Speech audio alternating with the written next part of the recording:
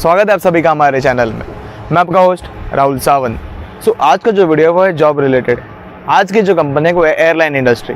So without any further delay let's start with the video.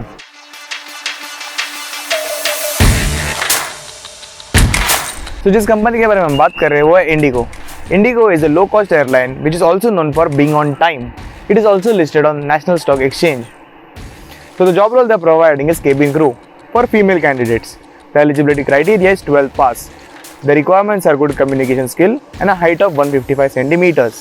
The location is Mumbai and the salary is not disclosed. All the data regarding this company is provided in the description. So description में जो link दिया गया है आपको इस page पे redirect करेगा। यहाँ पे मल्टीपल जॉब अपॉर्चुनिटीज प्रोवाइड कर दिए गए हैं इंडिगो के द्वारा। यहाँ पे हम एक कीवर्ड सर्च करेंगे that is Mumbai, so that यहाँ पे जो मुंबई लोकेशन पे जो जॉब अवेलेबल है वो डिस्प्ले हो जाएंगे।